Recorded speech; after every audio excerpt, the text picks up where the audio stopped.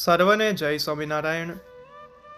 સત્સંગની માં એવા સદગુરુ શ્રી મુક્તાનંદ સ્વામી તેઓ જ્યારે દિલગીર થાય ત્યારે જાણે સત્સંગની આખી રોનક જતી રહી હોય. સદગુરુ શ્રી મુક્તાનંદ સ્વામીના જીવનકાળમાં જોઈએ તો જ્યારે તેઓ પૂર્વાશ્રમમાં હતા ત્યારે તેઓને ભગવાનને પામવાનો ખૂબ ખપ હતો અને ભગવાન ના મળ્યા તો તેઓ દિલગીર થઈ ગયા. અને જ્યારે તેઓ સત્સંગમાં આવ્યા ત્યારે સત્સંગના દ્વેષ કરનારા સંપ્રદાયનું ખરાબ બોલે અને નડતરરૂપ થાય ત્યારે સ્વામીને ખૂબ ચિંતા થતી. આ પ્રસંગમાં જાણીશું મહારાજ સ્વધામ જવાના હતા ત્યારે સ્વામી દિલગીર થયા અને સંપ્રદાયના આગળના ભવિષ્યની ખૂબ સ્વામીને ચિંતા રહેતી. મહારાજે સંપ્રદાયનું શું ભવિષ્ય કીધું, આવો વિસ્તારસહ પ્રસંગ જાણીએ. એક સમયે મહારાજ પાંચુબાવાળા ઉગમણા બાળના ઓરડાની ઓસરીમાં ઢોલિયો ધરાવીને ઉગમણે મુખારવિંદે બિરાજમાન હતા અને પોતાના મુખારવિંદની આગળ સર્વે સાધુ તથા દેશ દેશના હરિભક્તની સભા ભરાઈને બેઠી હતી અને મુક્તાનંદ સ્વામી મહારાજના ઢોલિયા આગળ બેઠા હતા. ત્યારે મહારાજને સ્વધામમાં જવાનો સંકલ્પ, તેને લીધે મહારાજ શરીરે જરા માંદા રહેતા. તે જોઈને મુક્તાનંદ સ્વામી બહુ દિલગીર થઈ ગયા ને સ્વામીને આંખોમાંથી પાણી પડવા માંડ્યા. તે જોઈને મહારાજે કહ્યું છે, સ્વામી આવડા દિલગીર કેમ થયા? ત્યારે મુક્તાનંદ સ્વામીએ મહારાજને કહ્યું છે, મંદિર બધા અધૂરા છે ને આચાર્ય પણ નાના છે અને ઉદ્ધવી સંપ્રદાયની પ્રસિદ્ધિ તથા પ્રતિષ્ઠા પણ થઈ નથી. અને મહારાજ તમે સ્વધામમાં જવાનો મનસૂબો કર્યો. તે જોઈને અંતઃકરણમાં બહુ ચિંતા થઈ ને દુઃખ થયું. તેથી આંખમાં જરા પાણી આવી ગયા.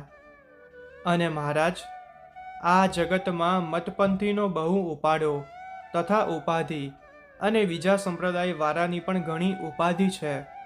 કેમ છે તે મતપંથના સંપ્રદાય વાળાના શિષ્ય પણ બહુ ધનાઢ્ય, એટલે તેના આચાર્યને અર્થે લાખો રૂપિયા ખર્ચી નાખે એવા જબડા ગૃહસ્થ, અને આપણામાં કોઈ એવા ધનાઢ્ય ન મળે એટલે આપણા ઉદ્ધવ સંપ્રદાયનો પરાભવ કરે. એ ફિકરને લીધે મને બહુ દિલગીરી છે. ત્યારે મહારાજ બોલ્યા છે, સ્વામી તમે લગારેય પણ ચિંતા રાખશોમાં અને મતપંથ બધો એની મેરે ભૂસાઈ જશે અને બીજા સંપ્રદાય વાળા પણ પ્રતિષ્ઠાહીન થઈ જશે અને તેના સેવકો પણ આબરૂહીન અને પૈસાએ રહિત થઈને એની મેરે ધૂળમાં મરીને ખુવાર થઈ જશે અને તેના આચાર્ય પણ ખરાબ થઈ જશે.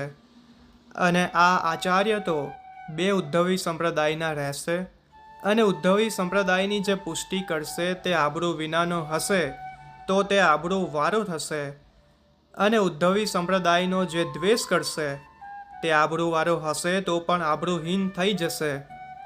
અને શિખરબદ્ધ મંદિર જે આપણા અધૂરા છે તે પૂરા થશે અને બીજા નાના મંદિર તો ગામો ગામ થશે અને ભજન પણ સ્વામિનારાયણનું આખા બ્રહ્માંડમાં થશે.